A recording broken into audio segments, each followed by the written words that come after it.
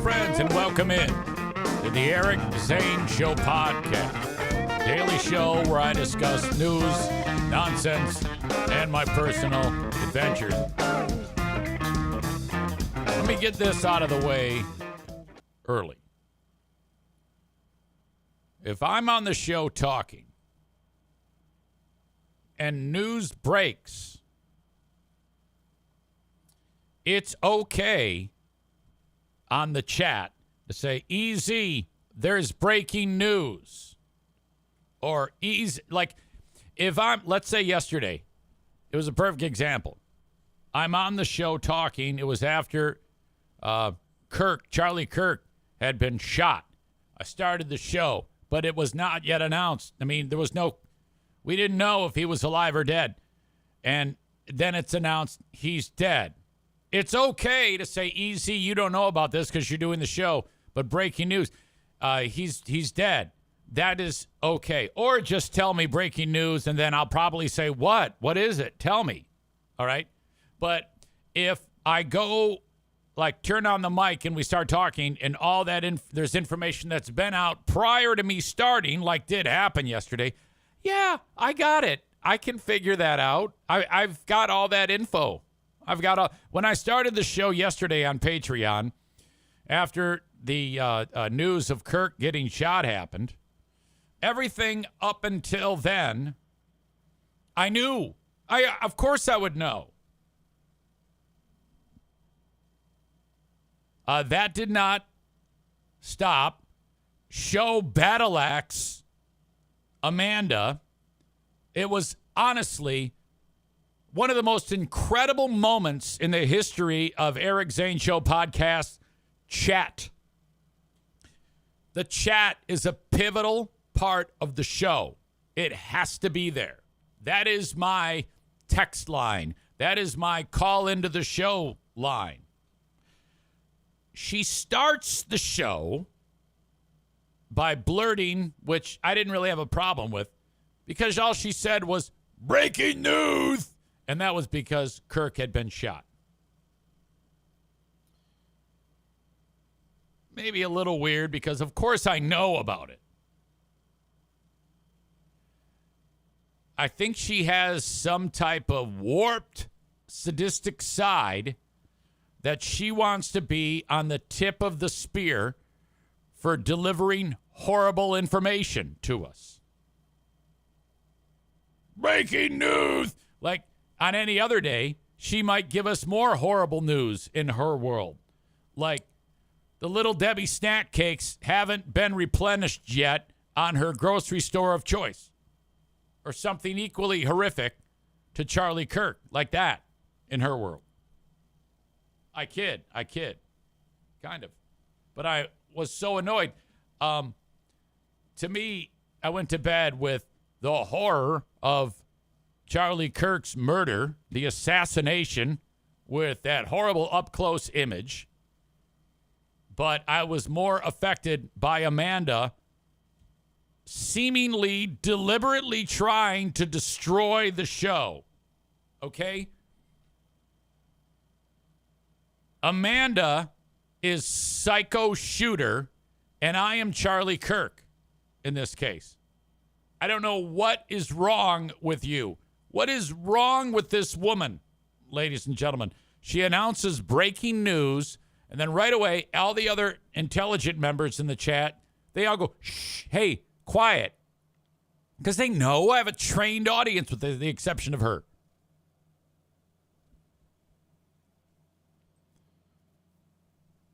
I immediately get to it. The whole show was about Charlie Kirk.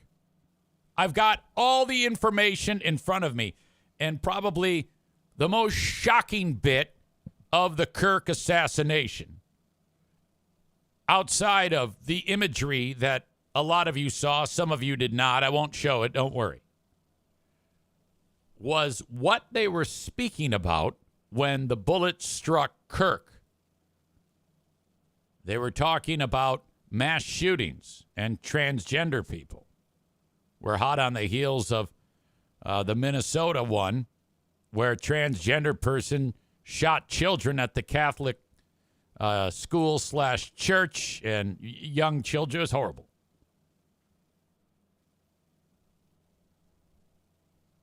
So that's been discussed. And Kirk does debates. He does debate-style Q&A. It's a packed place. There's 3,000 people there. Most are fans of Kirk. Some are not. This one guy's having a discussion, Q&A, back and forth with Kirk about that exact topic. We're talking about transgender people. And then, so I'm about to get to that. And Amanda, literally seconds after saying, breaking news, everybody tells her to shush, she responds with, I know, I'm just saying breaking news. So she's well aware of it. Then she blurts out, they were talking about transgender shit, or something like that. And I'm like, you fucking asshole. And as soon as I see it, I see red. My goddamn blood pressure goes through the roof. And I'm like, you dumb motherfucker. You know, for once, I was not being an asshole. I was discussing the one thing that everybody wanted to talk about, this horrific assassination and all that goes around with it. And she's doing that. So then I started to let her have it. And Bob says, I even warned her. Alan says, we literally all warned her. She's not going to listen to you. She doesn't listen to anybody. As soon as I start beating her up, she announces she's leaving. That's like guy who farts and then walks away and lets everybody suck it in. That's what she did. And I'm like, what the fuck? And she leaves and announces, oh, yeah, hey, Ed, hey, I'm going to go catch up on some breaking news. Yeah, I'm going to go look at more of the story. I'm out. Bye.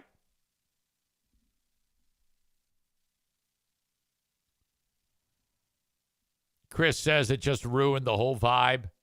Megan says it wasn't exactly a rage quit, but it was close. Yeah, this would be a reverse rage quit. If I quit, this isn't the first time this has happened. I remember after I gave away my kidney, I was, this is a stressful time in my life. And I don't remember exactly what she did, but I know she did something. She probably remembers. There was a moment in time in December of 20. I'm doing the show in a hotel room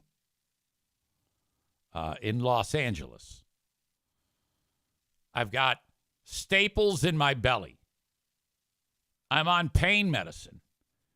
And I don't remember what she did, but she did something. And I went bonkers.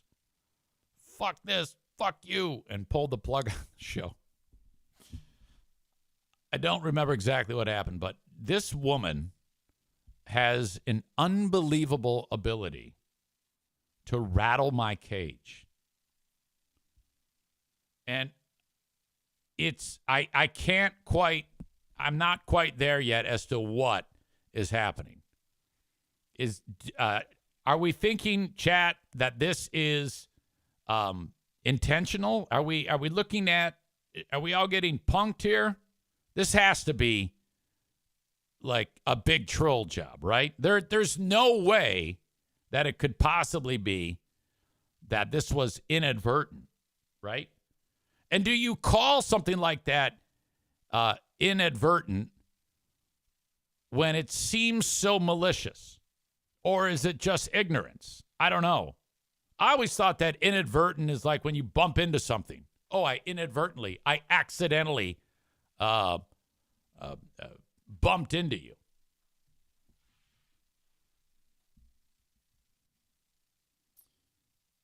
My God. I Am Woody says, I missed out on this Amanda person, but she sounds like a troll. Yeah, I have no idea. I'm not sure. But considering how I have talked on this show about, try not to wreck not everybody is up to speed on all the information. The goddamn Kirk story was unfolding, and so I got a notepad, and I'm writing down, all right, I need to talk about this. I'm doing my job. I had to talk about, I'm going to show the video from this distance, but not up close. I'm going to discuss the setting. I'm going to discuss this, that. I'm going to discuss the fact that what they were talking about, possibly taking guns away from transgender people. And then she gets in front of it and blurts it. How? And then I called her, and then this is how she answers the phone. What? And I have a one-word question, and it's why. I think a better question would have been how. How? After all of this, it's always you.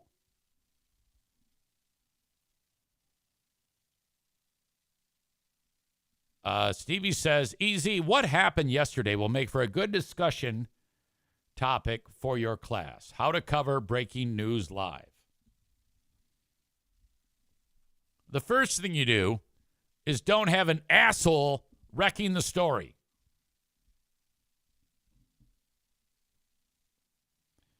Linda says it is not intentional. Maureen says it's a case of not thinking before blurting. No Filter Amanda, the NFA. She needs to get her own podcast started for an outlet, says Aram. I Am Woody says, I feel like most of us know the drill, but apparently not all of us. Who's the entertainer here? Precisely. Well, she's been through it before, though. I mean, we've actually had discussion. It's like having another child. It really is.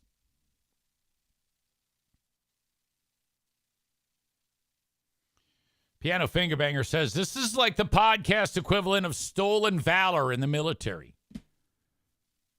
It was so crazy to think that the biggest news story in a long, long time and one of the most heinous, visible things that a human should ever see has just happened.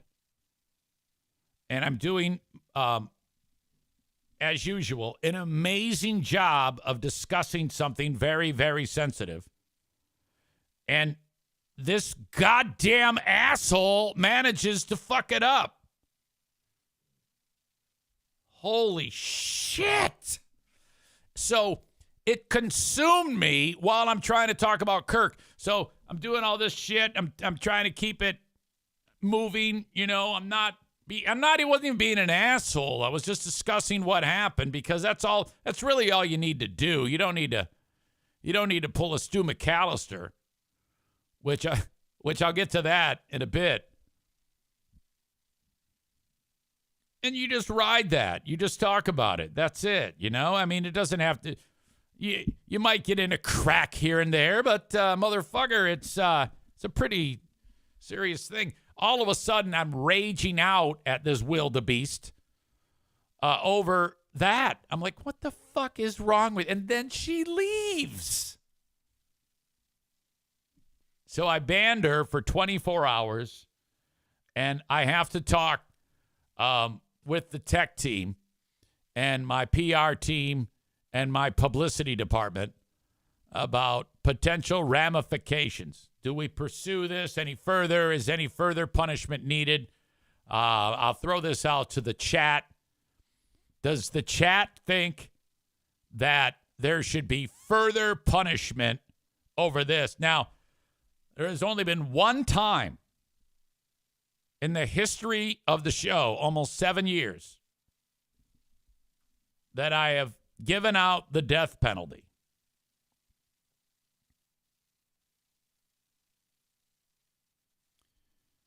In addition, you have the great Zaniac Exodus whatever year that was, 2022, 2021, I don't know. Doesn't matter. Where I said, all right, I have had it with this whole mob of inbred, group sex addicted pieces of shit. And I cast them all out. It's impossible for them to listen. They still get together. Many of them are dead. They still get together and have We Hate Eric Zane parties.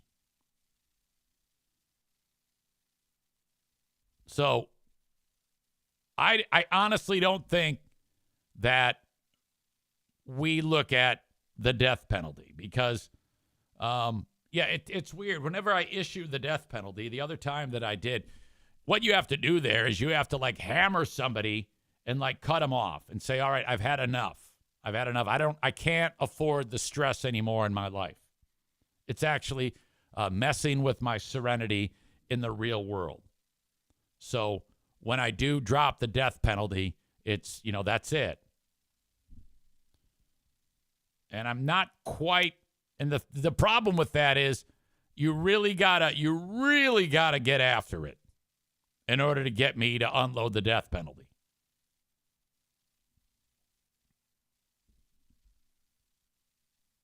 Because I go back and forth.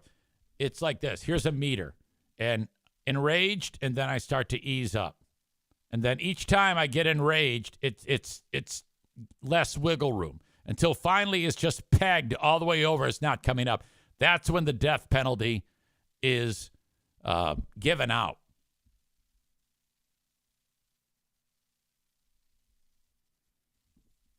Let's see. Bob says, no, I'm not going to read that. No. Black Belt Nick says, I almost made the same mistake as the music was playing, but I learned from my earlier mistake. Maybe she can learn. Right, yes, but remember, this goes back years. Francis says, I missed the whole Zaniac chapter. It sounds pretty crazy.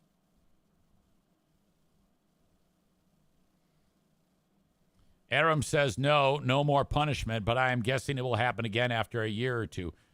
Well, yeah, I know. And that's why I'm at where I'm at, because this has been a regular thing. Man Bun Chris says, in all seriousness, I don't think it was intentional. I think you mentioned she's far right, so I think she was just excited to talk about it. Yeah, I know, but so is everybody else. I tell you what, no excuses.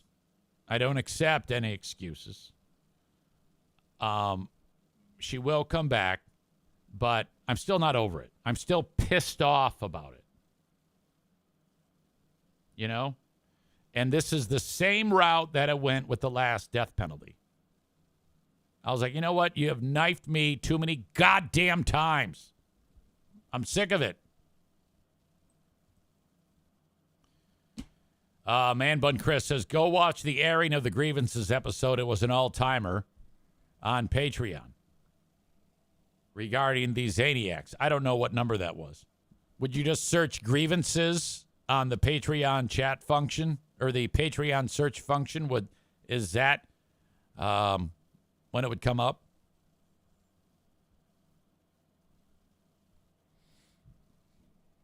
All right. Thank you, Chris. If you could give some info in the chat about how they find the airing of the grievances. Anytime that I have ever beat up anybody to this extent on the chat, and this is the second time, this type of beat up, it has been the same scenario.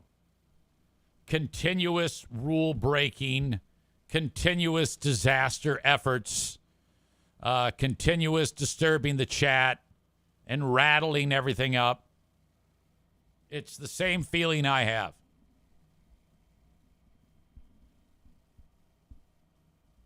I can only go so far before another death penalty.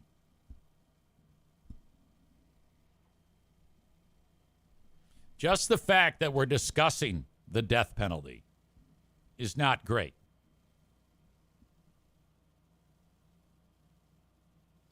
Cole says, I don't think that was a Patreon episode. It was on a Sunday or something like that, though. Think you're right. Alan says, the time of the great Zaniac Exodus was dark as hell. Well, I don't think so. I thought it was a time of light.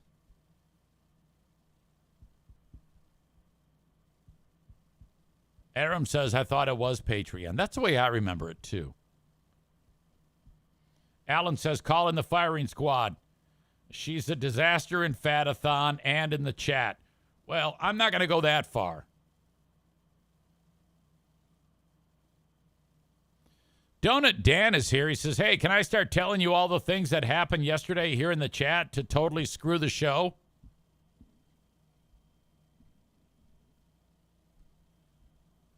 All right.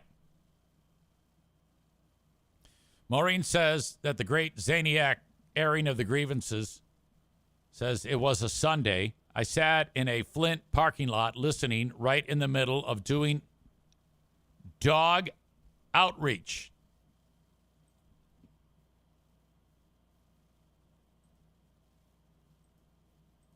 And God bless you for doing dog outreach.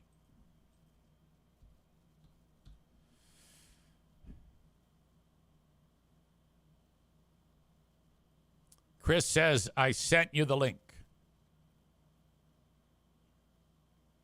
So, I don't quite see it yet, but I'm not sure what you sent it on.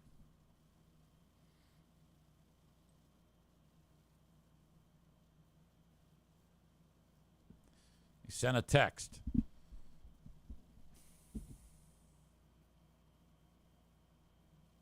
Okay.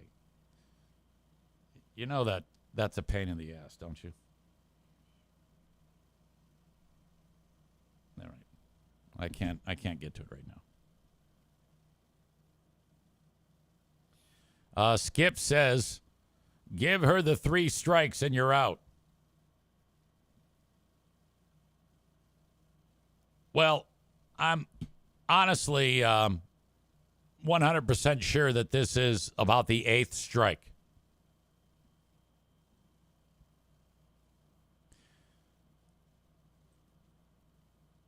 All right. Man Bun Chris says, I just emailed it so I don't get beat up as well. Yeah, that's another thing. Don't text it to me because then I've got to go and send it to myself.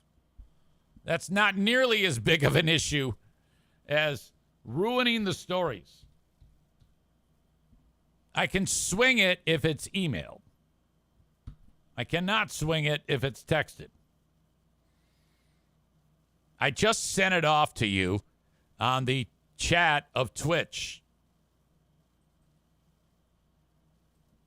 I don't even remember what the hell happened on that.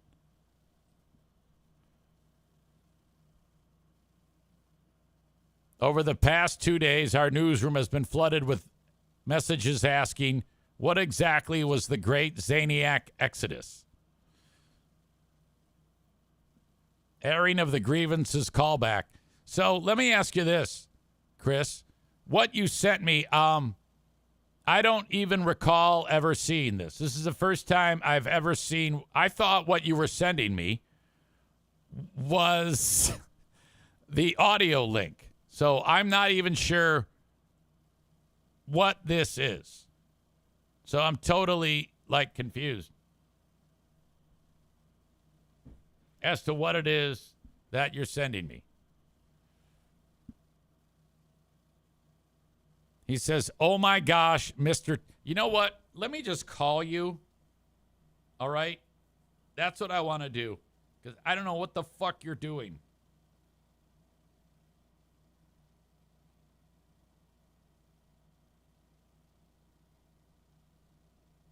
God. Why is everybody annoying? Big Fraud News Network, how may I help you? Wait, what's happening? You said click the link on the Reddit post? Yep, so click the Reddit link, and then there's a box to the right on the post there. And that has the YouTube link of it on there, and so you can actually watch. You can watch your reaction and hear the phone calls and all that, but it's the video portion of it. All right. Okay, I got it. Love it. All right, thanks. Bye.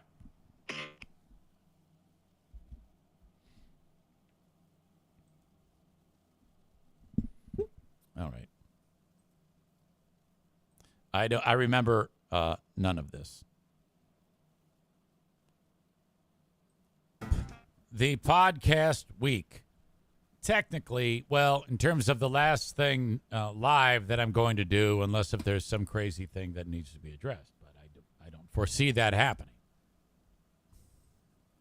So, but still plenty more to do and publish on the Patreon. I still have to publish the asshole.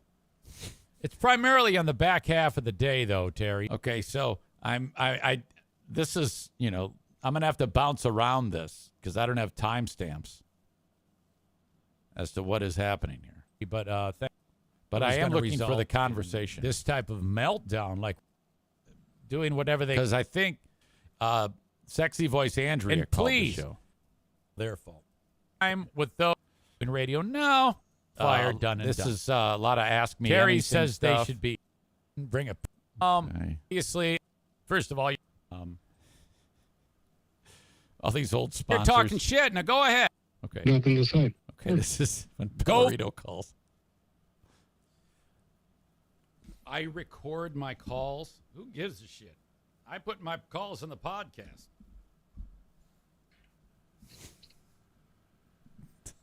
Hey, Mike. Yes, sir. Go first. Start us off. What do you got? I'm not getting into that. Why not? You just wanted to. You just wrote something, tough guy. Go ahead. Everybody's listening, so go ahead. Have at it. Nothing to say. I said keep me. Wait, whoa. You've got bashful on me, Mike? This is interesting. I'm bashful about it. I've always been passive. I've always been distant. You're not that passive. You're over here talking shit. Now go ahead. Go for it. I just called you out for saying that you didn't know anything about that legal action threat that you made last night. Mike, be a man. You're a pussy, okay? You're a pussy. Be a man and say what you want to say. I'm a 50-year-old man doing what a 50-year-old man should. Mike, oh, wow. No. Hold on. Wait a second, tough guy. Tough guy. Oh, wow. Look at that. Oh, no. Okay. Tail of the tape. Who won that? I think I won that. He called me to say that he has nothing to say. Oh, wow. That's interesting. Call your name and number. Wait a second. You back. Okay. Yes, I am pod. Okay. More information. I'll make sure he gives the information. I think Andrea. She will call you back wow. as soon as possible. I will now transfer you to the tone coordinator for further instructions. Okay, there we go. So that psychopath just made an. Hello. Hello, are you podcasting right yes, now? I am podcasting. Oh, okay. Well, when you get done, come down because Grayson wants to show you he can jump off the board by himself. Okay, I will do that. Tell him I'll be done. I'm just having a little feel-good moment here. Okay, sounds good. Okay, I love you. Okay, love you too. Bye. Bye-bye. Okay, so when you all are with Tough Out of Hiding. Hello. Hi, Andrea. What's up? Okay, this is Sexy Voice Andrea. This is fantastic. So, I tried calling you earlier. You must have been on... No, I blocked your number. I don't want to talk to you. Oh, okay. Well, I want to let everybody know that I got the police phone call. Police phone call? That day that Dean showed up. Okay. You want to tell everybody the lie, or you want me to explain it to them? No, go for it. Okay, well, did you or did you not say that you called the police when you pulled in the driveway and hung up when you saw it was Dean? She sounds brilliant. Yes, I did that. The phone rang. You said, okay, you said that, and then you said that they called you back. Did you or did you not? Yeah. Okay, well, then why does a police phone call public record have you calling them after Dean left. Yeah, that's true. So you lied to us all. I don't know. I don't even remember what I told you. You just admitted to me what you told me. And we have you on the podcast telling everybody. Yes, of course I called the police on Dean. Who wouldn't? Yes, but you didn't call. You lied to us all about the call. You told me, told everybody else you called.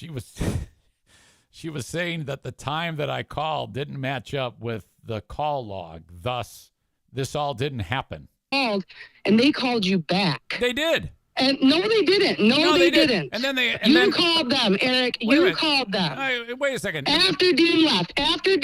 Yes. You called them. Yeah. There's 3 phone calls. 1 I called. 2 they called me back. And then 3 I called them. Trying to tell me how many times I called. Right. That's what I said. They didn't call you back. No. You didn't call them to begin with. This is what it's like being married to a retarded person. This is what that's like.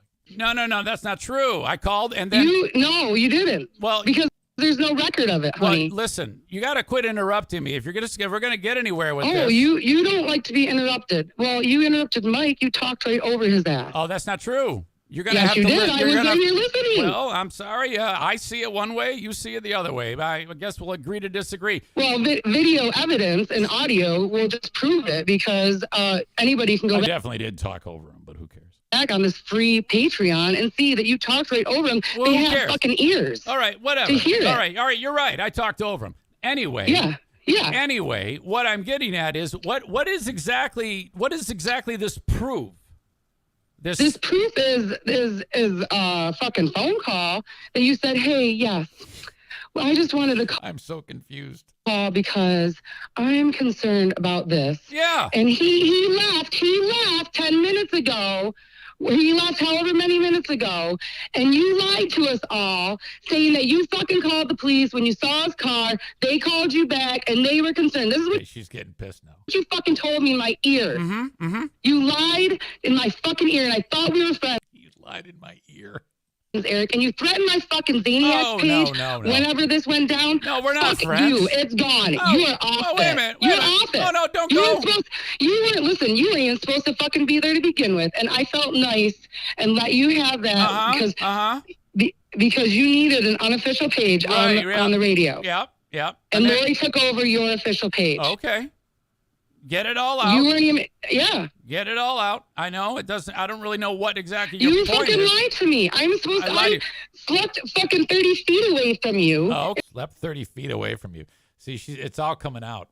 There was a time when she went to Florida and with us for like a fundraiser, and she slept in the same hotel room. And being a recovering alcoholic, I think that's the closest I've been to being drunk since then. And all I had to do was sniff the air that I was sharing with her. Okay. In Florida, your daughter's babysat my kid. We didn't even want you there. But anyway. Then she don't fucking invite me because I didn't invite myself there. You drank too much. I can't believe how much you drank. I mean, I remember the empty bottle. Oh, it's horrible. I drink. Oh, God. Anyway, well, getting back to your original point, which it doesn't prove who gives a shit when I called. The original point was. You're lying to everybody. I'm not lying. To make yourself look good. So honey. You're telling me. That is it. You lied to me to manipulate me to bump Dean out of the group. I'm not a fucking moron. No. I wanted Dean out of the group. I might be a stoner. I might be a fucking pothead. Right. I drink. I fucking smoke pot. I'm not a moron. Right. So anyway, what I was getting at, though, is, okay, so what? Who cares when I called? The point is I called because a goddamn guy was at my house. Well, this dude would come over my house at random times, in case you don't know. This audience member, this dude would just show up. The person that you called on, you've invited to your home very many times, and Diana was very many times in on the whole chainsaw massacre on Halloween. Yep. So your point of him coming over with all that is bullshit because your wife was in on it. You guys you both call me to try to say, oh, what was us? Well, Dean is such a stalker. He's harassing us. He's not. You're not very You're good at trying to this. make a case for that to get him out. Yeah, she sounds like, remember that Kanye West video, Hurricane Katrina? That's what she sounds like here. For what reason? I don't know. Well, whatever. At the end of the day, I don't give a shit. I don't like Dean. I don't like you. So why don't y'all just fuck off? Well, then you need to tell him that personally instead of making it a fucking public. Oh, are you kidding me? I fight. tell him that all the time. He can go fuck himself, and so can you. You can go fuck each other. I don't give a shit. Go suck a big black dick, because I know you want to, Eric. Okay. All right. Maybe. I like black dick. Do any more of you fucking assholes want to ask questions personally? I would love it. What is it? Who gives a shit? The way it went down was I called. All right. Oh, my God. Thank you to Chris D for passing that along to me. Man Bun Chris says that's an all-timer. Goddamn. Oh, it's fun. Chris says this is fucking gold. Stevie says that was great. Murder Lover Linda says boring Dean is a stalker. This was the same guy who reached out. Maureen, when she began participating on the chat, it's, you know, Maureen and Linda are sisters. And Maureen is relatively new. And Dean, I'm not 100. I think he might have wanted to eat out Linda's asshole.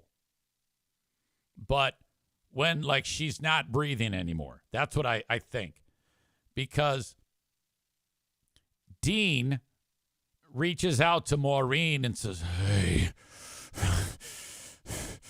when we're doing the Zoom, the Friday night Zoom, I want to let myself into Linda's apartment and walk in behind her and give her flowers. And Maureen is like, I don't know if that's, I don't think that's a good idea. Oh, come on, it'll be great.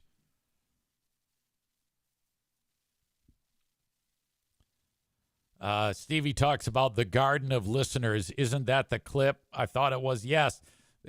He wrote that long breakup letter. They were referring to themselves as the garden of listeners, that I tended the garden. You tended the garden, Eric Zane. You grew us from the soil.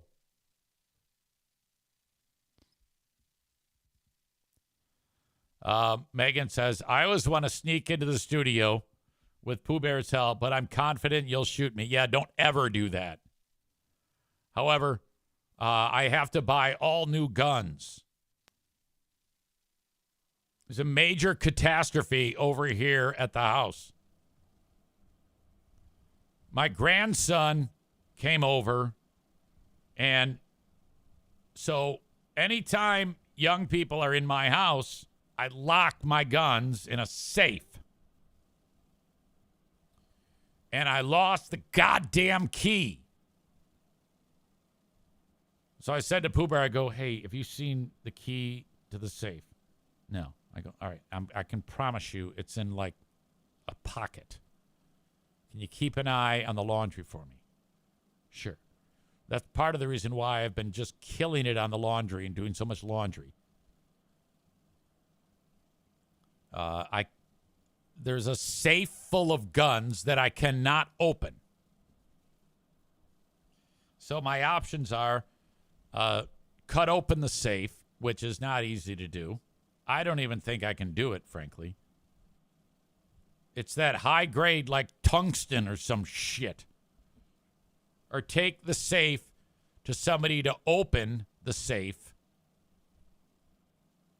Megan says call a locksmith. Paul says lockpick or thermite. Or buy new guns. It's an opportunity to get more guns. All right.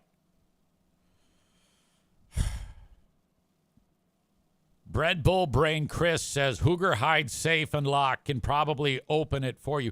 Well, they'd have to come to my house because it's a walk-in safe. It's like a bank vault.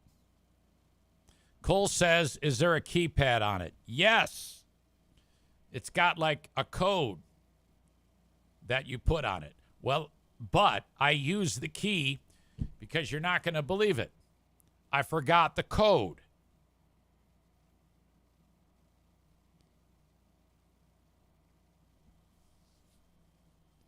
Piano Finger Banger says, Jesus, dude, is your house fucking Waco?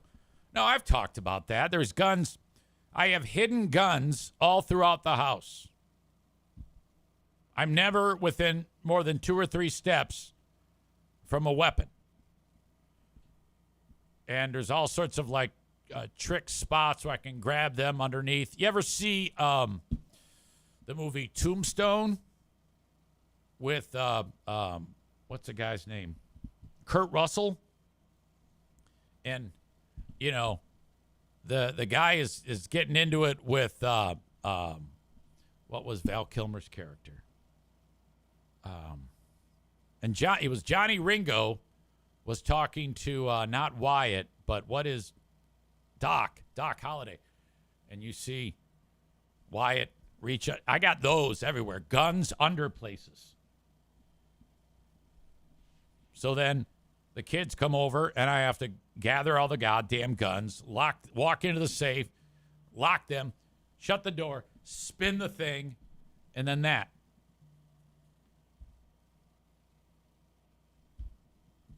But I forgot the code, and I lost the key, so we've got a problem.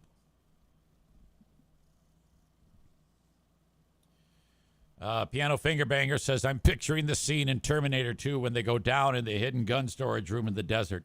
It's not that different than that. I know the scene that you're talking about.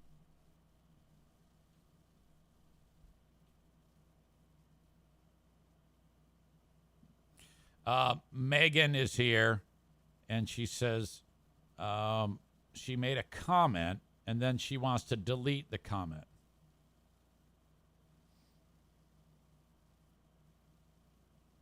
Shit, I want to delete this comment, but I can't figure out how. She had written, so what you're saying is I can come today. Well, why would you want to delete that? It just seems like you're kidding. Is that one of those weirdo comments that don't mean anything, and you're gonna knock on my door and say, "Hey, sorry, show mom here. I can't get into my jammies and relax until that comment is deleted." Cole says I have a bunch of concealment shelves everywhere. They're sweet. I know it. Like there's spots in my house I can just bang out a wall and then thing rolls down, grab the gun. Ba-boom!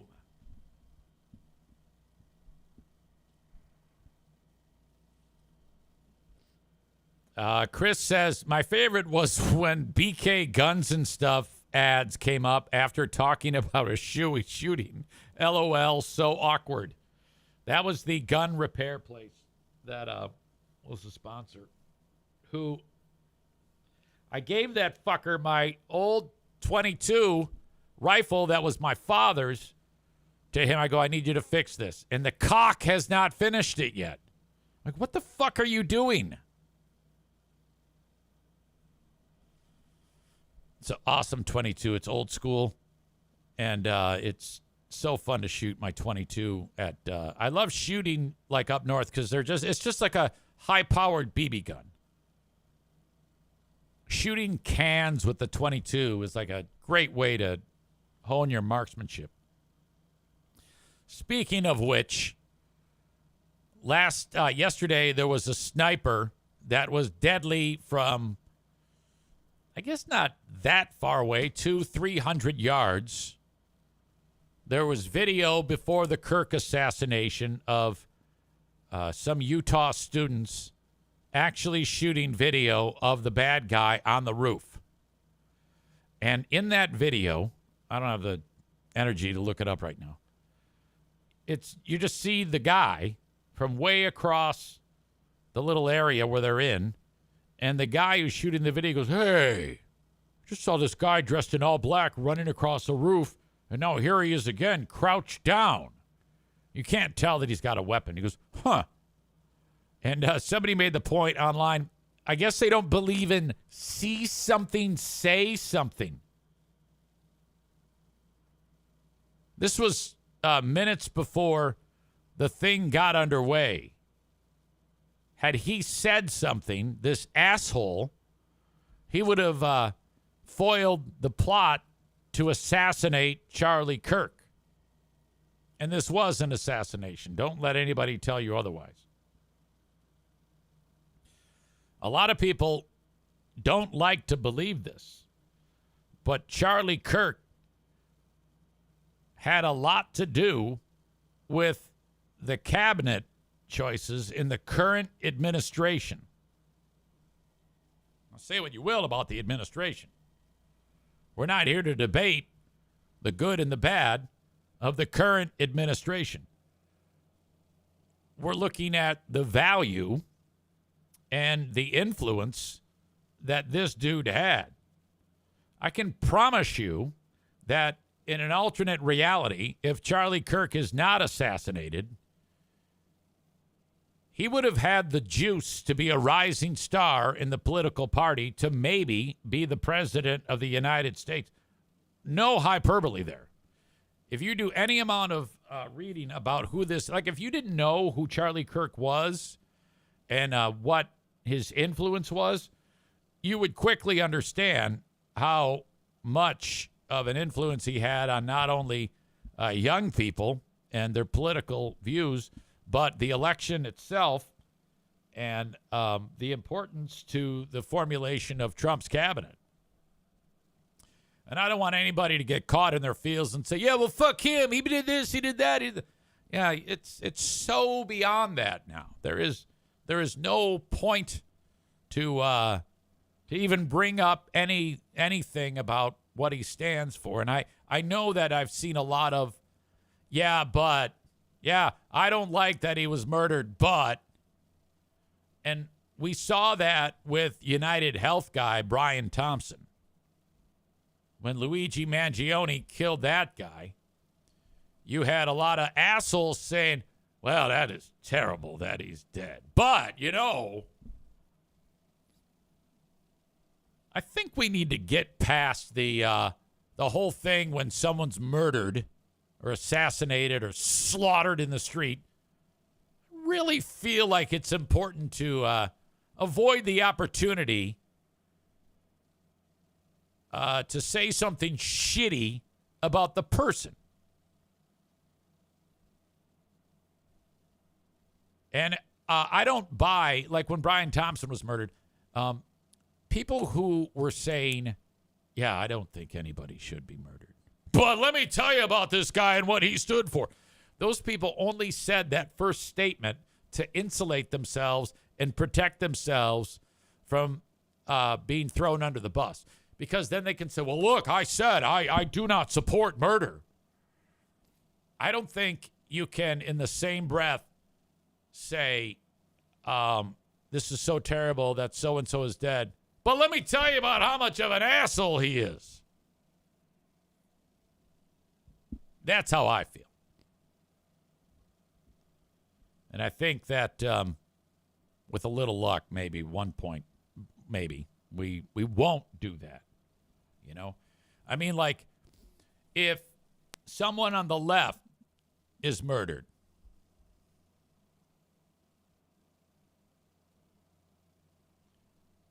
are we going to see that type of response now? Or will we see some type of another crazy person retaliating?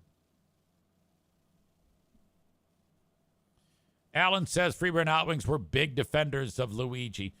Well, yeah, that's what I'm thinking about when I say that. Specifically, Kelly Cheese was quite twatty. This is as much of a great talent as she is, she does it despite marginal IQ at best. She's not well read. and doesn't know what the fuck she's talking about in most instances. And she and Freebeer were leading the charge about how, boy, I don't support murder. But I tell you, Brian Thompson, he's an evil man because he worked for an insurance company.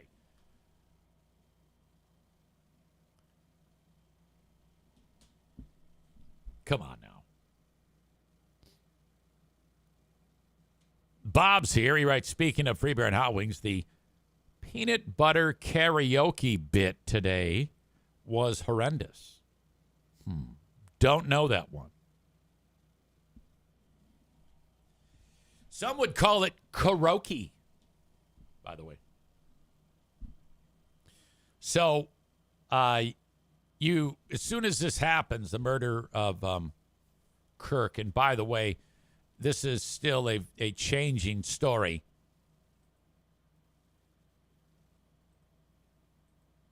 The last I heard about the manhunt for the assassin is that the rifle has been recovered. And if there is new news, you're well within your right to say, easy, we have breaking news. And then wait till I see it. Whatever you do, don't Amanda. The sniper who assassinated Charlie Kirk has not yet been identified by law enforcement. And I think part of that is because, this is not a presidential event. Private citizen who had his own security, but it's not like this was a secure location. Believed to have jumped off the roof, fled into a neighborhood after firing a single shot. The authorities said Thursday in disclosing that they recovered a high-powered rifle from the scene. Points for Nick in the arena, who suggested that it was a high-powered rifle. Nick also said it sounded like the shot was suppressed. Shooter is believed to have blended in on the university campus where Kirk was shot and appeared to be of college age, police said as they continued to investigate. Utah Department of Public Safety Commissioner Bo Mason said investigators have been working around the clock to identify the suspect from footage taken at the event. Also, images captured by doorbell cameras in a neighborhood outside of the school. We do have good video footage of this individual. We are not going to release that at this time. I wouldn't have even have said that. I never understand why law enforcement gives out too much information. Because if you announce to the world that you have good video footage of him, that person is going to make that much more of an effort to conceal their identity. You're better off saying, yeah, we're trying to piece things together. And say anything but specifics.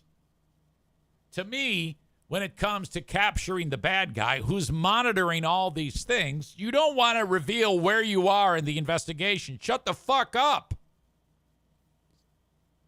It's like dealing with a loudmouth person in the Eric Zane Show podcast chat who can't get out of their own way. Mason revealed that officials believe the suspect arrived at the area of the event at 11:52 a.m., half an hour before Kirk was shot. The suspect then ran across the rooftop, jumped down to the ground, and fled into a nearby neighborhood. I already said that. Law enforcement says, I can tell you this was a targeted event. Well, no kidding. Utah Governor Spencer Cox said, I want to be very clear, this is a political assassination. Cox also said, we will find, we will prosecute, and we do have the death penalty in Utah. Videos posted to social media from Utah Valley University show Kirk speaking into a handheld mic while sitting under a white tent emblazoned with the slogans, The American Comeback and Prove Me Wrong. A shot rings out and Kirk can be seen reaching up with his right hand. All right, I don't need to talk about that. Kirk was taking questions about gun violence. They were talking about transgender Americans when it happened. Trump announced the death of Kirk, referred to him as a martyr of truth, martyr for truth. condemnation from across the political spectrum. Of course. I think it goes without saying that Kirk's opinion on political matters do not line up with a little less than half of the population, including me. Like if Charlie Kirk were alive today, I'd be the first guy to say, this guy's a psychopath, fuck him.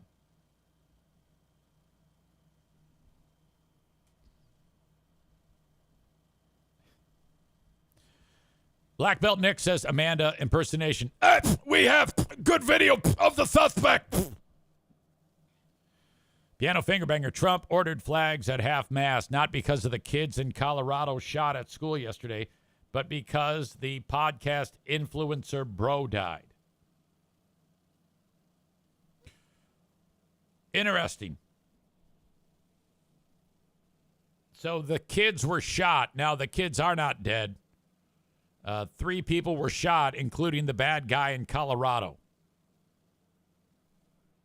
And he killed himself. He is, in fact, dead. Clown of Carnage, Black Belt Nick says, did you see the reaction in the House of Representatives last night? No, I did not. If you have a link, send it along, please. Black Belt Nick also adds, yeah, they really need to say we have no leads until they get them. Piano Fingerbanger says, this is all just a plot to distract from the Epstein list. Takes off tinfoil hat. Cole says, I don't think the topic that they were talking about, transgender guns, when he was shot had anything to do with it. The guy wanted to kill him and took him out when he had the chance. So we think.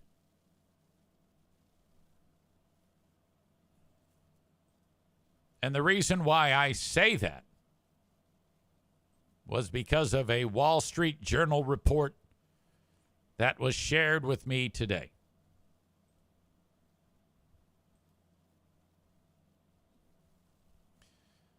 Headline in the Wall Street Journal says, ammunition in Kirk shooting engraved with transgender anti-fascist ideology. Sources say.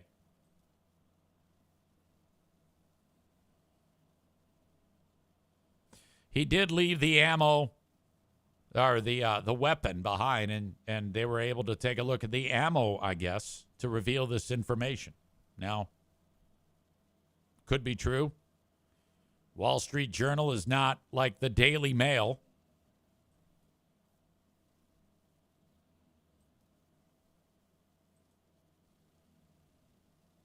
But if you do have that, I mean, I think the worst thing for gay and transgender people would be if that's true, made even worse if it actually was a transgender person who slaughtered Charlie Kirk. If that's the case, even if it's just a person who's upset with the idea about transgender people are mentally ill and killing people because they're mentally ill and transgender, this hasn't helped. If that's true, and if this was a transgender person who did it, yeah, you've got an uphill battle trying to convince people otherwise at that point.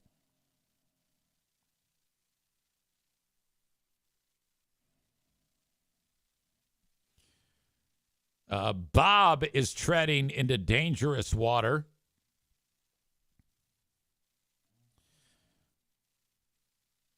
Bob says, how about the dummy on MSNBC saying it may have been a supporter shooting their gun off in celebration?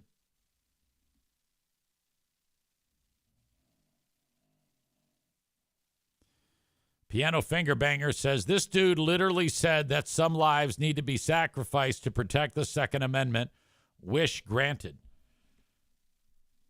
Yeah, I did see that too. Ben Glaze is here. He says, people already hated trans people before the shootings. I have them in my life. This doesn't help things.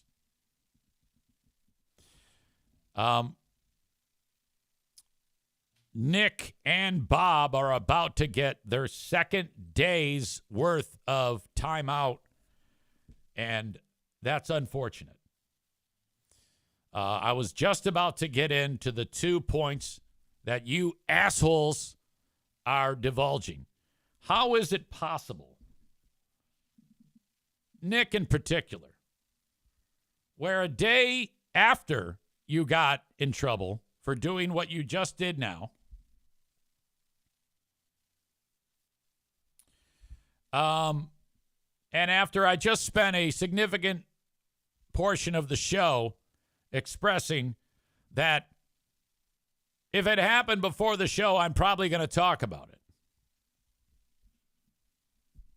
What in God's name is going through your pea-brain head that makes you think now is the time to do it again? I am now lumping you in with Amanda. You are, right now, until I'm proven wrong, you are intentionally doing it. This is an intentional slaughtering of my show. Megan says, why are you guys making Dad mad?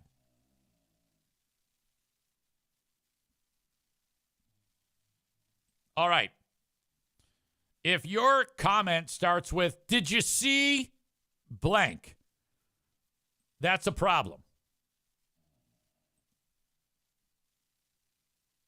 All right, where's Bob now? There's Bob. He's getting it. Both of you are getting it. Okay, now that's 2 in 2 days for Black Belt Nick, which is unheard of, after one of my biggest beat-ups that has ever happened in the history of this show.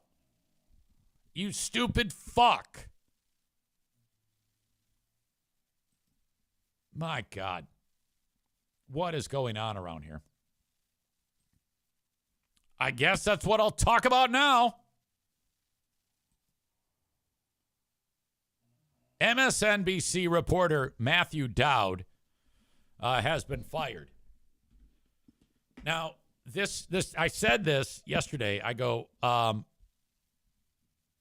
we are at a point where all we need to do is sit back and watch. Someone is going to step on their dick. One of them is this guy. The other one is Stu McAllister, who I will bring on the show in a moment. All right? Stu McAllister, an absolute legend around here. It might be a little bit less prominent than this guy here, the Dippin' Dots salesman. Let's take a listen to this moment that Bob already talked about. Or I should say that, what do you call it? Black Belt Nick already talked about. We don't know if this was a supporter shooting their gun off in celebration, or so we have no idea about this. Wait a minute. You guys already know this. I don't need to play it. You know, Bob already covered it. No, we need the full details of this. That we don't know if this was a supporter shooting their gun off in celebration, or so we have no idea about this. But following up on what was just said. Okay, so that's dumb. You know, we already saw the guy get shot in the neck. All right, there's no doubt that that's dumb. He's been one of the most divisive, especially divisive younger figures in this, who is constantly sort of pushing this sort of hate speech or sort of aimed at certain groups. And I always go back to hateful thoughts lead to hateful words, which then lead to hateful actions. And I think that's the environment we're in, that people just, you can't stop with these sort of awful thoughts you have and then saying these awful words and not expect awful actions to take place. Matt. And that's the unfortunate environment we're in. Okay. In celebration. It sounded so to we me have like she was trying to stop him, maybe. I wish I had more of that. So that guy got shit canned. He's been there since 2022. And I think the big problem with that is when people look at that as, well, you're justifying an assassination in public. You're doing well, he said nasty shit, so you gotta. So I think that's a problem. That's where you run into trouble. And it's the timing of it. I think that might be okay to suggest that like next year at this time. You oftentimes hear people say, oh, my God, he said the quiet part out loud. That's true. He did. He did say the quiet part out loud. And you got to be careful. So don't do that, you know. That can lead to, well, this. And I can't fault anybody for that. If in a day and an age you've got absolute trauma and turmoil over the Cracker Barrel sign, how do you think this is going to go when there's still warm blood on the stage and you saying first, we don't know, might have been somebody shot their gun in the air. And then you back it up with a resume of anti-information about the deceased. You dumb fuck. Holy shit. How stupid do you have to be?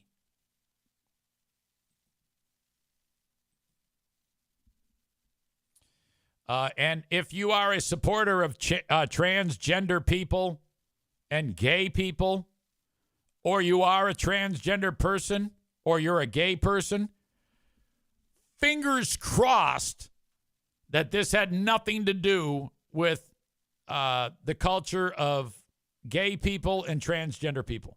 You're like fingers crossed, because you're one step closer, if that is the case, to, I mean, you already had to have your head on a swivel. And I actually had this conversation with my daughter and my son-in-law, my gay daughter and my transgender son-in-law. I go, I told you before today, you have to have your head on a swivel. It's a million times worse now. If it goes, or it will be a million times worse if it goes the way I think it may. It's horrible. Because for every whacked out, crazy left-wing psychopath, there's probably a right-wing psychopath as well. You know, does anybody recall, wasn't there a case in Minnesota where people were gunned down at their house? Lawmakers? Minnesota lawmakers. Were those also conservatives? Minnesota lawmakers killed.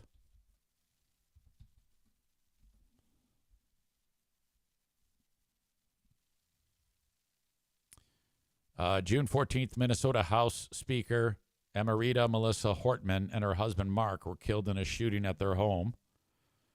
Vance Bolter, that's right.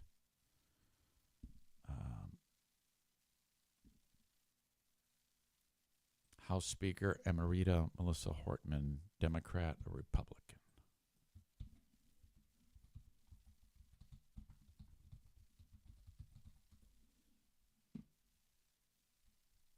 Pardon me. Democrat.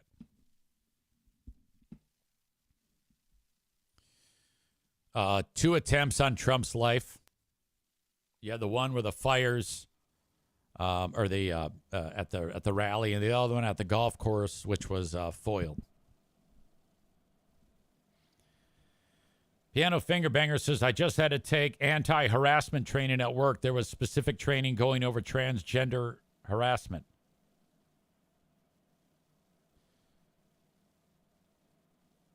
Ben Glaze posted something on Facebook today. I'm glad you reminded me of that, Ben Glaze, because I want to take a look at that. I think you put some time and thought into it. Which, by the way, on the Ben and Eric Patreon podcast yesterday, where Ben Glaze put some amazing thought into a post on Facebook.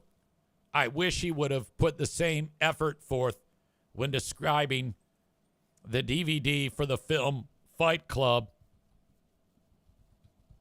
It was a historically clumsy Ben Glaze description of that.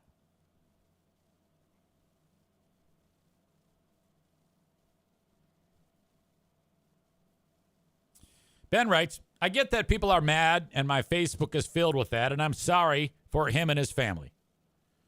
And then he asks, but what about the school shooting yesterday and the 47 school shootings this year? Where's that outcry? Edit. I also did not see my Facebook filled with Melissa Hortman and her husband were shot and her daughter was targeted. Edit again. I'm now being labeled as heartless for wanting an outcry for school shootings and other people's deaths.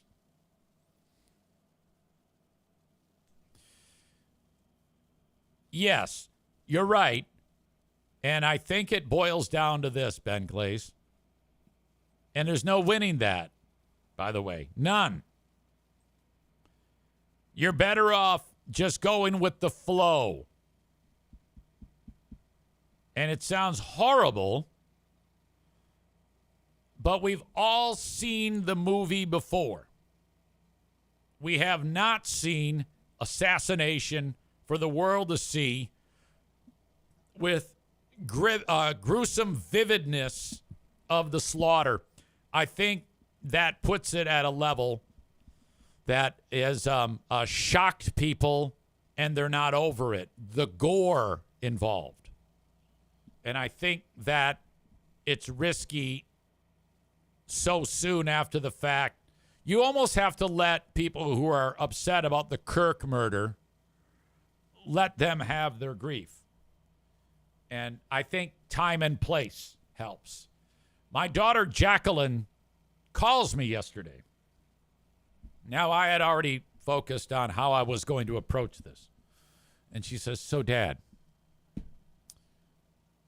can you do me a favor? I said, sure. What's up? What do you need money for?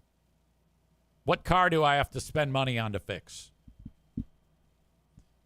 No, Dad.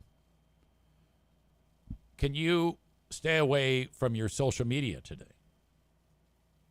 I go, oh. She goes, I don't want you to get in trouble. I go, well, no, not a problem. I am well aware, thank you, about what's happened here.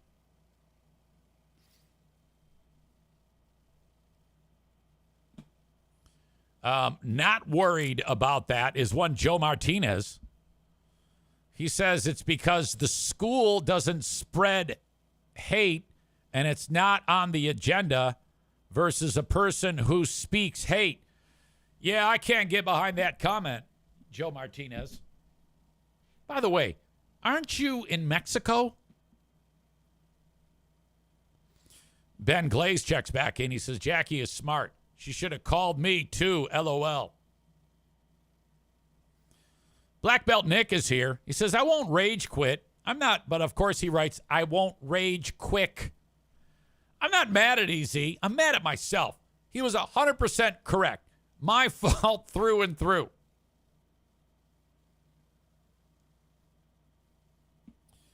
All right. Absolutely horrendous. I don't recommend watching the video of Charlie Kirk being assassinated. Joe Martinez, while you're in Mexico, I think it's important that you give me money to talk about signing up for people to get their furnaces tuned up. I know you said you wanted to wait, but I really think it's important that you let your son-in-law do all the work and get some of these butts in the seats and on the schedule. Call the office, and I will put you on the schedule, or you can just agree now, and we can take care of it that way. Let me know in the chat while you enjoy your margaritas in Mexico. And Man Bun Chris says, because what happens if dude crashes the work van again? You need customers to pay the bill for it. Good point. Good point.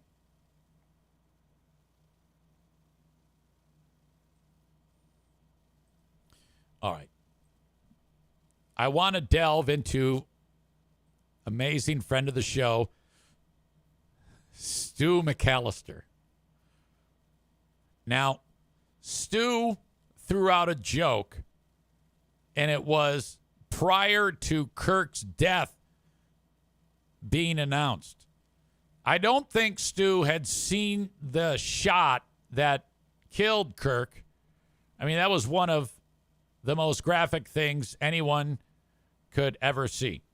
And it was said 20 hours ago, so it was right around the time that the shot had been fired. So it shows up, Charlie Kirk has been shot. And Stu wrote on Facebook, I'm learning that liberals do own guns, but are horrible shots.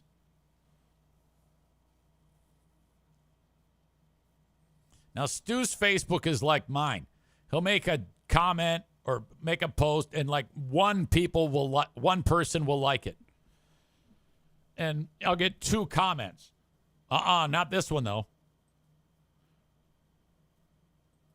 This one turned into a particular brawl. Kyle made a horrible comment about Kirk, and then people are posting memes. Mixed reaction. Anna, here's Anna. I don't know if you remember Anna.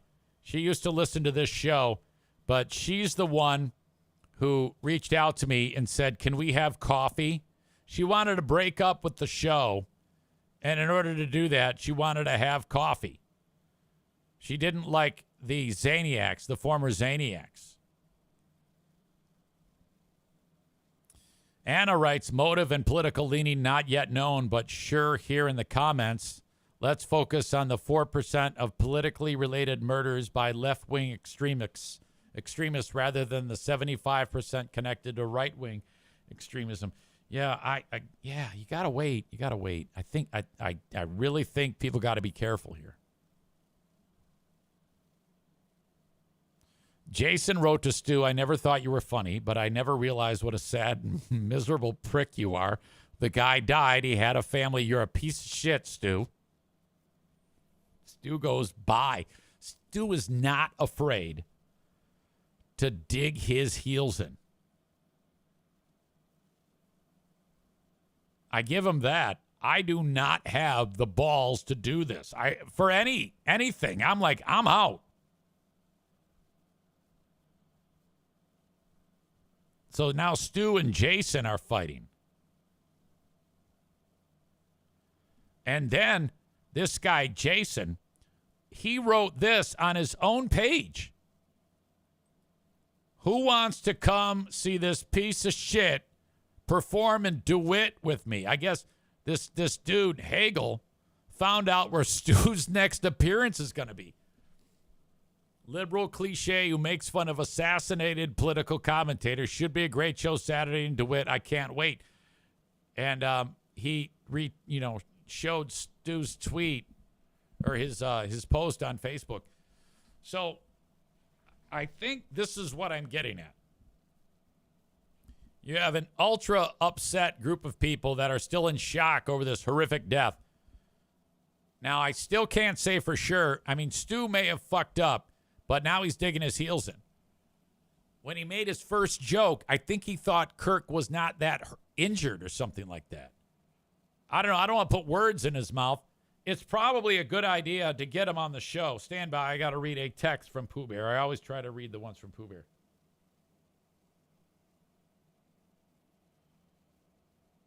Hang on a second. Let me check something out. I'm going to take a quick break. You guys hang on. Be right with you.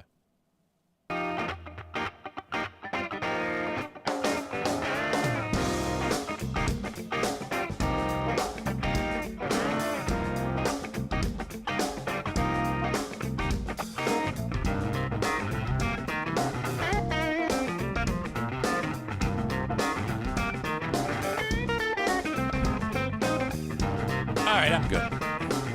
It was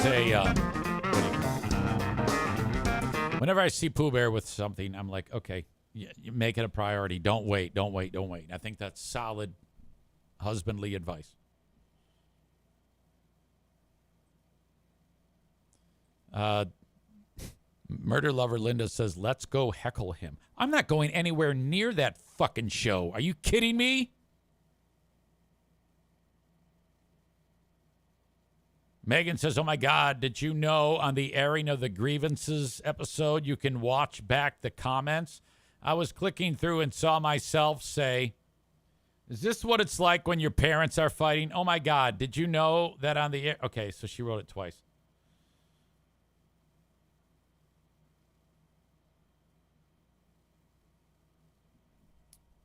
Yeah, I don't know if that's a good idea. Ben Glaze says, I'll be at Stu's show tonight. Yeah, you might want to wear like a rain poncho so you don't get Stu's brain juice. Like a Gallagher show in the front row. You know, when they wear the fucking ponchos so that when the sledge-o-matic destroys the melon.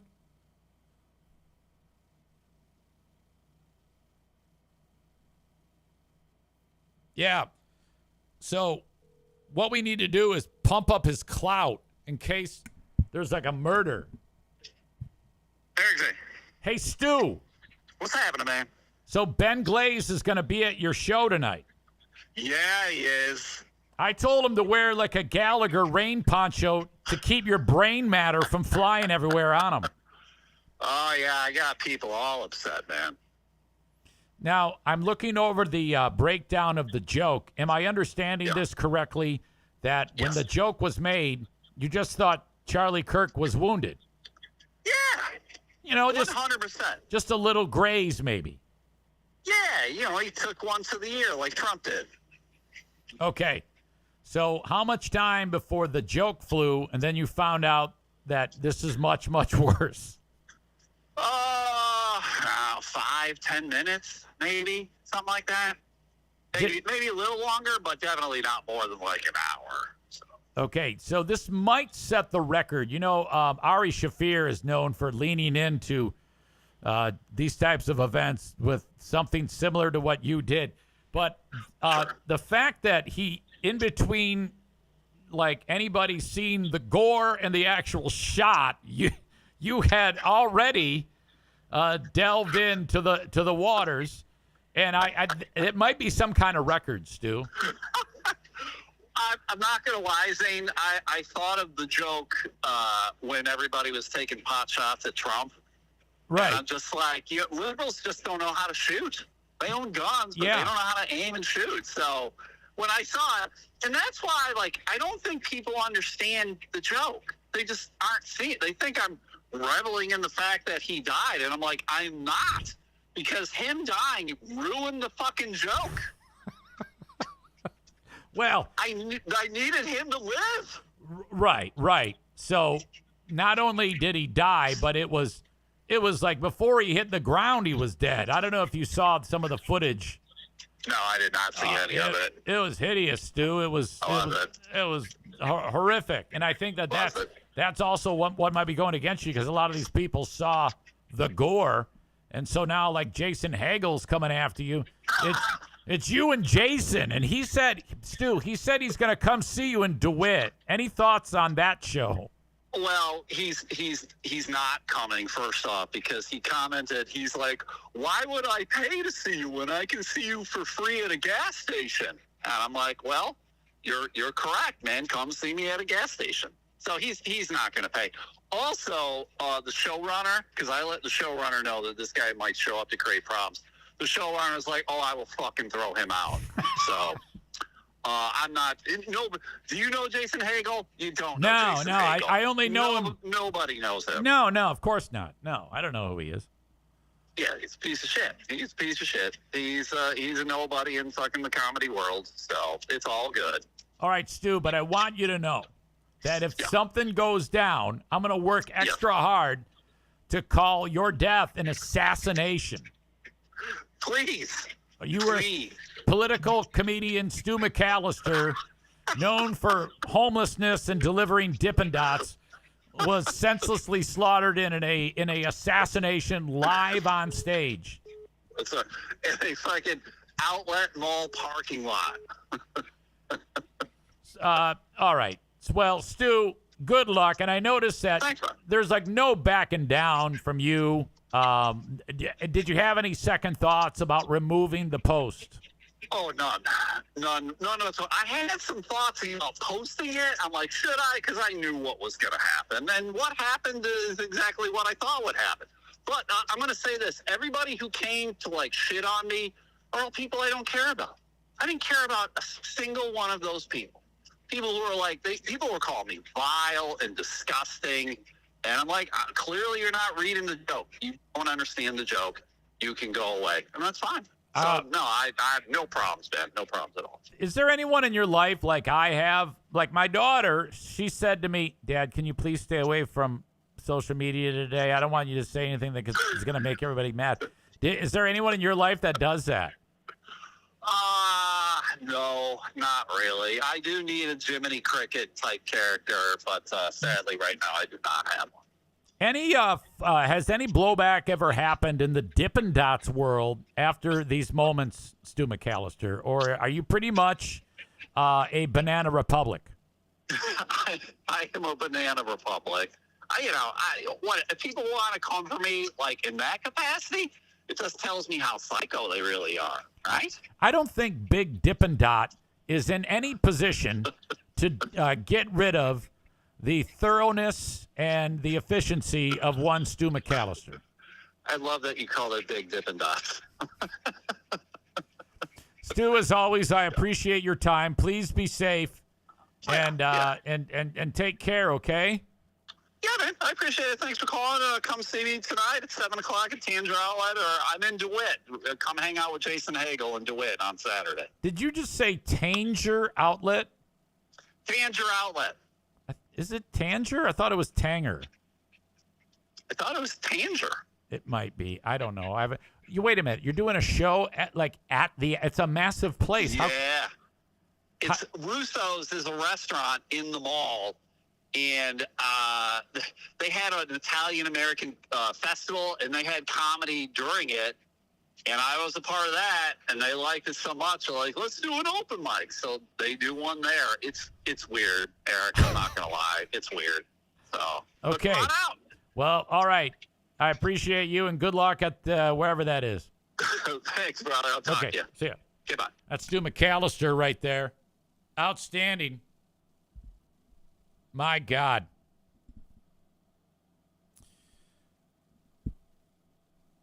I think it's Tanger. Like the drink. I've got Tanger. There is no J. That's what I thought. But after I said it, I go, wait, now I don't know. Now I'm confused. Tanger Outlet. Tanger.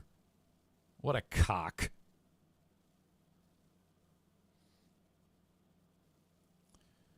Man Bun Chris says, this is serious. If he does not back off, he might lose 50% of his Patreon members. 4.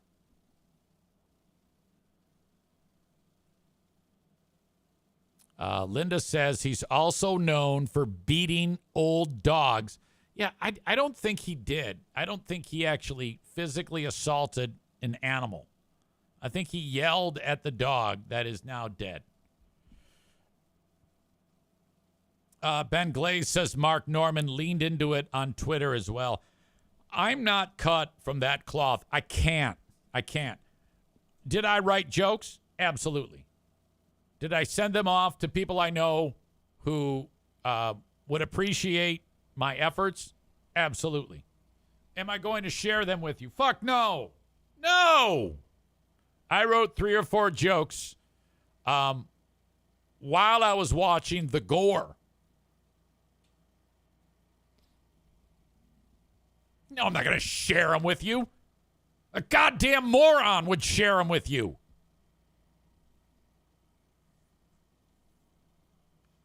As I age, and as I sit here now, closer to 60 than 50, no, I'm not going to do that. Only the Ben Glazes of the world and the Stu McAllisters and whoever that guy is from MSNBC would do stupid shit like that.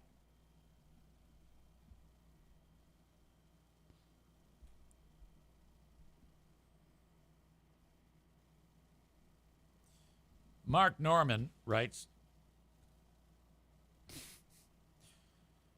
Mike, the question is, does this count as a school shooting? Okay, I get it. You can say that it's all comedy and it's supposed to make people laugh. And Stu is the same thing. Am I going to look at you right now and say that's fucking funny? Hell no. Hell no.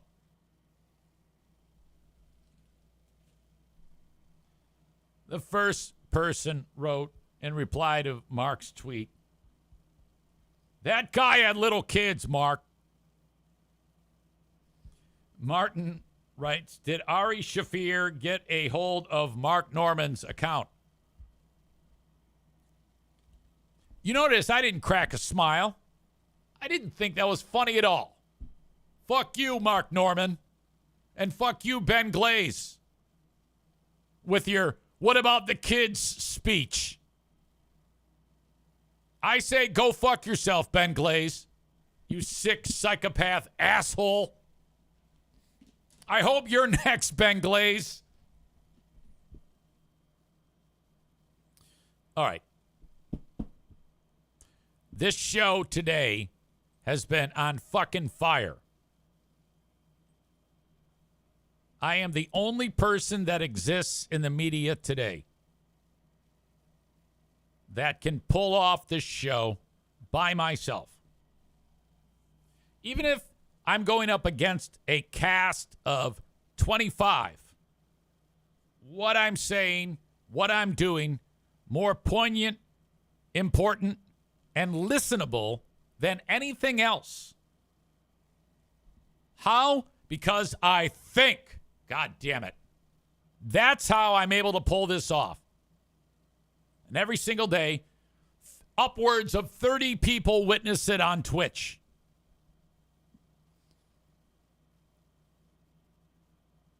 Ben Glaze says, I'll see myself out. Asshole of the day, me. Man Bun Chris says, time for a billion ads because we were on a roll. He also adds, Rogan-esque. I know. He can only wish about being as efficient in these moments as I am. There's no one sharper in the face of turmoil than your old pal Eric Zane. I think it was Megan the other day who said that ADHD is a person with ADHD is who you want when turmoil is happening. They are clear, focused thinkers. She's right about that. And as you know, she is like a sister from another mother. We are very, very similar. Megan says, yes, we're excellent in emergency situations. I've seen her at work. It wasn't exactly an emergency situation, but a car full of angry black women were screaming at her at the Great Food Giveaway. She managed to talk to them and get them to drive away while simultaneously making them feel like assholes without actually saying anything bad. They were screaming at her because she only put one box of free food into their car, and they wanted more. And she explained to them that we could not because the demand was too high. And they were furious. And first they were yelling at poor Mike Ball's kid, who looks just like fucking Mr. Smithers from The Simpsons. And she said, okay, I forgot his name. Owen, Michael, Ryan, Brady, Paulie. Go on over there. I'm gonna do this. Here. Let me talk to them. And she so eloquently and elegantly described to these people what was happening. And I think they got the message. In the face of danger.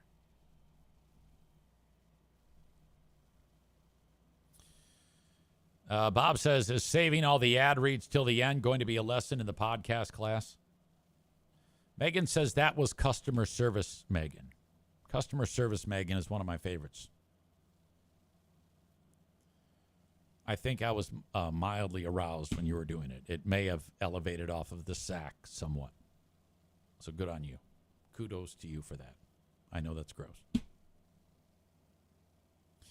All right. This is a very special Eric Zane Show podcast. I am going to continue to roll it on Facebook and YouTube for those folks because they don't want to be left in the lurch to this amazing content. So I'm just going to let it roll. But just know that the rest of this show each and every day is on Twitch. And you should go to twitch.tv/Eric Zane Live and watch it live every single day. Follow the page and subscribe to it. Patreon.com/Eric Zane for the additional podcasts that I do each and every day. Patreon.com/Eric Zane.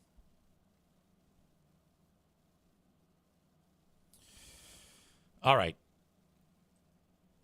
I have a number of sponsors to get to, including Impact Power Sports, ImpactPowerSportsMI.com for the Yamaha golf cart. Get one of those. How about an ATV, UTV, e-bike, scooter, motorcycle, go-kart? They have it all at Impact Power Sports. Plus a full-service department for you. They sponsor my studio here. Thank you. They are so awesome. Impact Power Sports. We got Kuiper Tree Care. If you need a tree cut down or perhaps the wind or a storm brought one down and you want that thing off your property and you want the stump ground up as well, in West Michigan, call Kuiper Tree Care, 616-828-8225. That's 616-828-8225. I just recently partnered with Catholic Charities West Michigan. They are reaching out. They reached out to me and they said, Easy, we want you to build some awareness about us needing new foster families so that those in need can welcome a child into their home who is not having a good time. For whatever reason, mom or dad not able to care for the child, foster families are needed. They are looking to add a certain amount of them by this time next year. All we're hoping to do with this announcement is get some of you who maybe you've got the time and the ability to help out with a young person in your home to reach out to Catholic Charities with just an informational gathering effort, if you will. You can make the first step by reaching out to my pal, Bernadette Joyce. 616-915-4695. And you're just basically getting some information because it's a lot. You're not under no obligation. Just ask questions and have the information come to you. You can also email Bernadette at the letter B, Joyce, at ccwestmi.org. That's BJOYCE at ccwestmi.org. Pooh Bear and I are going to do this. We're going to make the call. We are going to send the email, and we are going to get started. That does not mean I'm going to be a foster parent. You're like, Easy, there's no way. And probably, but you never know, A. And I can't even make that decision or even begin to grapple with that decision until I have had that informational meeting. You're probably right, but I want that information. I loved having kids around here. I love having kids around, period. Loved raising my kids, you know? And I think that would be a great thing. That is, some of you are religious, and that is truly walking the walk.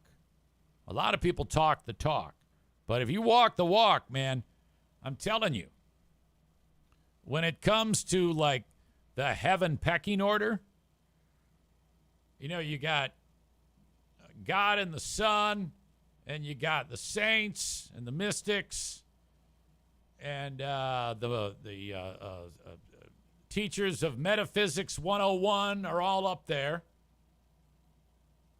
and the children who left us. And you can work your way into there if you get up the pecking order. Now, I already am in. As you know, the kidney donation has allowed me to at least make the Heaven Practice Squad. I'd like to think that all of the nonsense that I engage in on a regular basis is weighed. If you balance the two on a scale, you got assholism on one side and then kidney donation on the other. And it balances out in my favor still. Okay? Now, if I have sex with a dog, it's probably going to go the other way. I don't want to do that. No. But if I add to it foster family, you might even see me as a second or third stringer on the Heaven football team. Something to think about.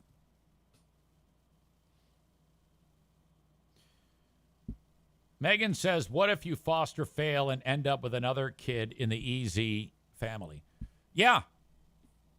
It's entirely possible. Man Bun Chris says, bummer that the pool has to be shut down for the summer, Mr. Pop Pop. That's happening today. Jeremy out the door is coming today. David says taking care of the NFK should cover your Heaven points. Yeah, I forgot about that. Probably because he enrages me so damn much.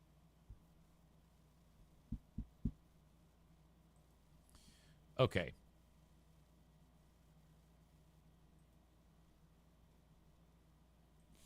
Where are we now? Oh, I definitely want to get to this. From the Kirk murder, I don't know if you've caught this one yet, but after the bullet flew and he got hit and he went down, everybody ducked down and ran away. Except one guy. There was one person who stood up, turned behind him in the direction of where the bullet came, and cheered. This is one of the most surreal things you will ever see. This is from the shooting. Everybody is now down on the ground and they're scurrying. I don't know if I want to show this one. I want to show this one, I think.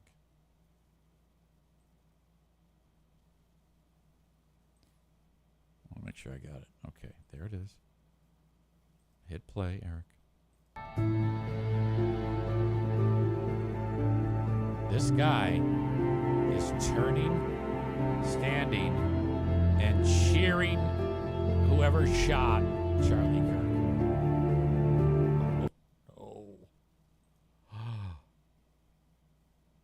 Okay, so if you're Stu McAllister, I think you should probably post this and say how wretched this person is. That's the only way you can save yourself. Maybe, wait a minute, that might even be Stu.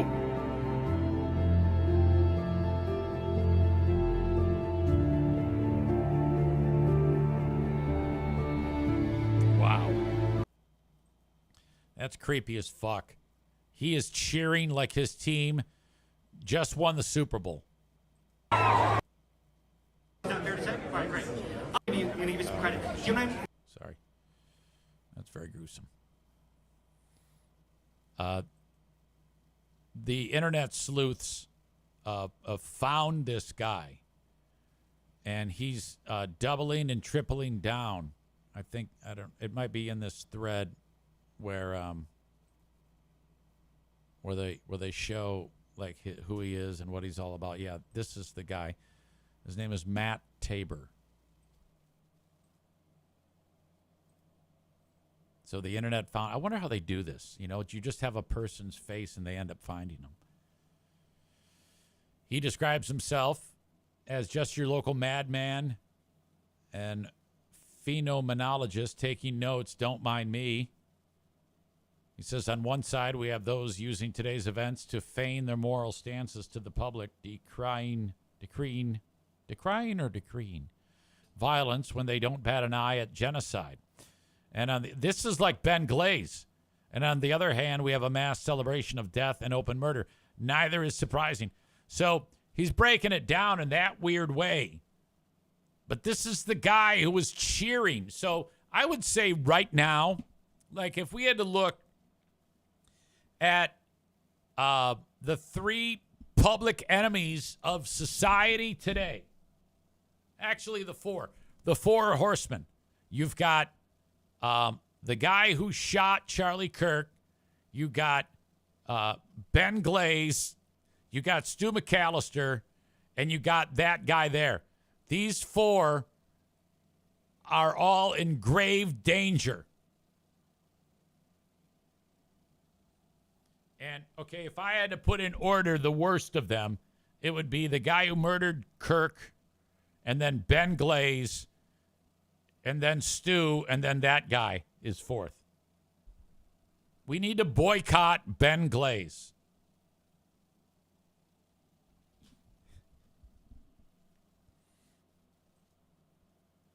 What a hideous moment in time.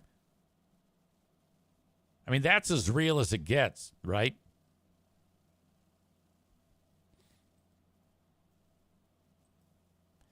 I hate to say it, but, and I understand, we talked about it a little bit. The idea of, I mean, we talked about it on the Patreon, Ben and Eric show yesterday about, hey, there was a school shooting yesterday. And I made a horrible joke, and I almost got fired by Megan. But how come that's not being talked about? And I think it just boils down to, A, school shootings happen all the time. B, no one died in that school shooting other than the shooter, so that's good. And C, there's no video. There's nothing gruesome about the shootings that happened, that we saw with our eyes, with Kirk's gory death, which is one of the most hideous things that anyone will ever see ever. I think that is what throws it, into the stratosphere. And immensely popular.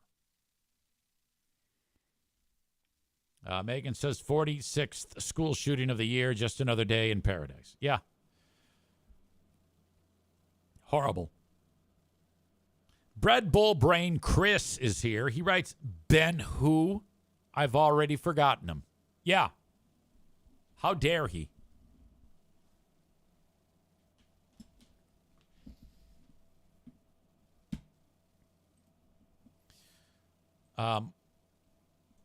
Yeah, I'm just glad that didn't go worse. There is one child in critical condition, too.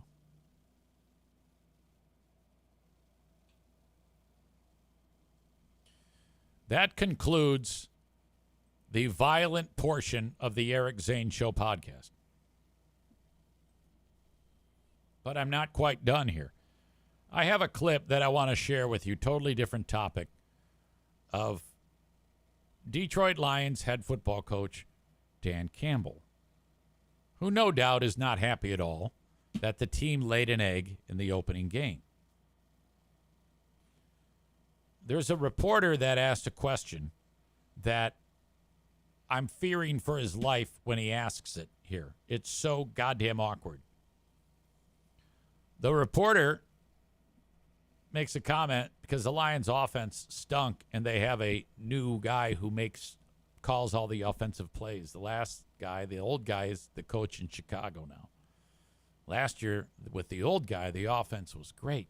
With the new guy in this first game, the offense stunk. So the reporter says, okay, now I'm paraphrasing. Now the reporter does not come around and just say it, which I think Dan Campbell might have appreciated. If the guy had said, so, coach, your offense sucked, why didn't you go back to the old offense in the game? But instead, this guy said that in a way that, like, Ben Glaze would describe the distribution and what happens when you put the Fight Club DVD into the DVD player. You had to, like, punch the words out of him in this clip. and then watch the reaction by Dan Campbell. Just how good the offense was last year under. Oh, wow, I can't. Hold on a second. With just how good the offense was last year under Ben Johnson, people are just wondering, myself just included, would it have been feasible just to, even I know John's a different coordinator, but would it have been feasible to just, Jared talked about changes in communication, there wasn't a lot of pre-snap motion. Would it have been feasible just to run the exact same offense as last year? What are you asking? What did Jared say? I'm saying your offense last year. Well, no, you said something Jared said, so let me hear it. Changes in communication. Yeah, but you said something about emotions and Yeah, I'm saying that would it have been feasible to, and people are wondering, the offense looks drastically different than it does last year. Would it have been feasible to just exactly run the exact same offense? Exactly run the. You can tell how nervous this guy is. Look at the size of this man. If I had that job, I mean, if it was a win, you can ask questions and probably get a fun answer. But if it's, look at that face. I'm not asking one question of this man. I'm just going, what do you got to do to get better? Or, something that you throw him a softball, if you will. Don't confront him with, he's basically saying, so your offense sucked with this new asshole that you hired. Why don't you go back to the old offense right in the middle of the game? Jared said he could. Ugh. This is bad. So after one game, tell me what it looks like that's drastically different. Now he's confronting the guy. And if the guy had any Stu McAllister-sized balls, he'd say, well, look a lot different because you suck shit. But he's not going to get that. Explosive plays weren't there, wasn't as creative, wasn't as... You didn't see any pre-snap motions in that game? As much as we've seen before. I want you to go back and look at all of our motions, pre-snap motions, fast motion shifts on the road. Shit. No.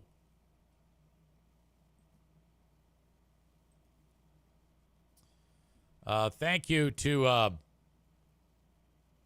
Man Bun Chris. He sent along another Dan Campbell clip that it just popped into my head that I don't have this ready to go.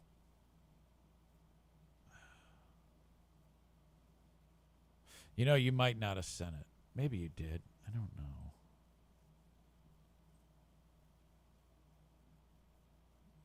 I take it back. I'll post it to Facebook. It's a not AI clip. Not at all AI clip of Dan Campbell. Those things are getting so good these days. He says, yeah, I sent it on X, not AI. Well, why didn't I just see it? I don't understand. Okay, there's X. And you sent it on X. Okay, I'm going to the messages. Here's a messages from you. I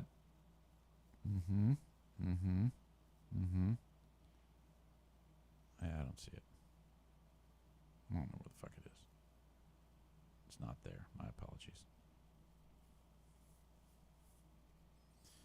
Okay. Before we get to the asshole of the day, thank you as always to these sponsors.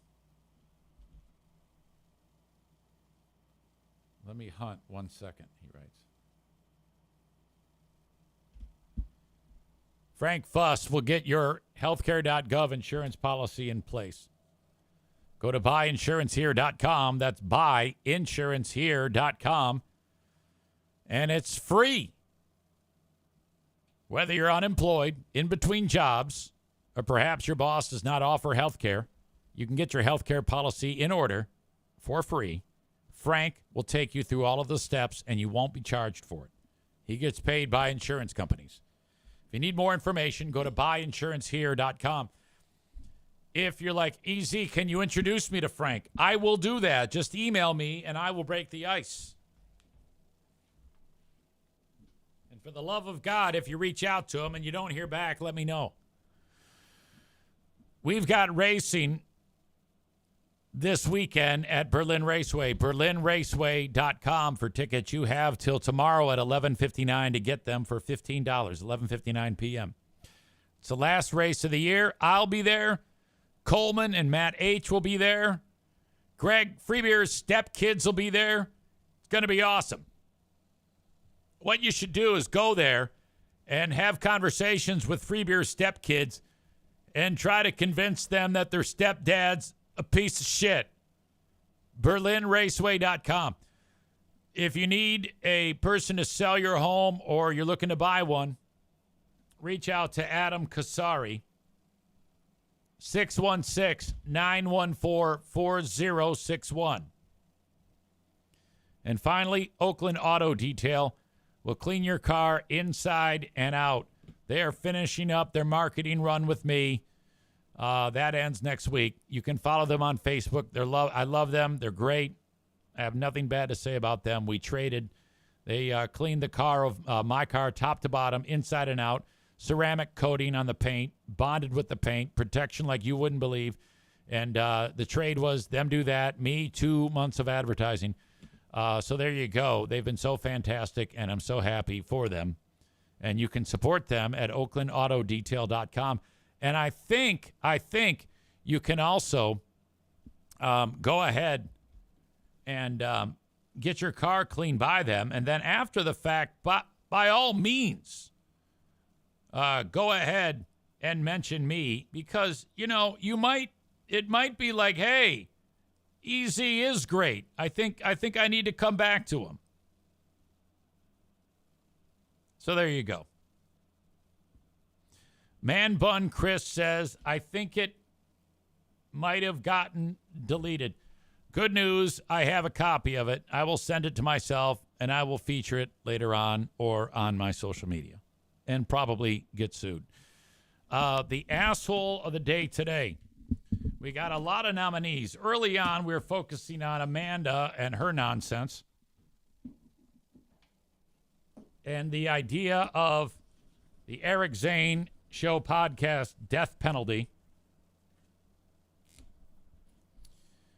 We also had numerous assholes, like horrible human beings like Ben Glaze and Stu McAllister. And then you had the guy late in the show. I don't even know his name. I don't want to look it up.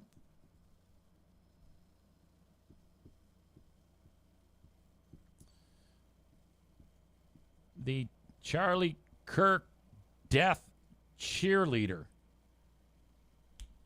is your asshole of the day today.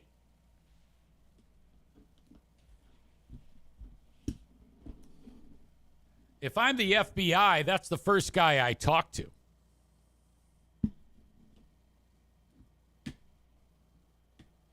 That concludes today's broadcast.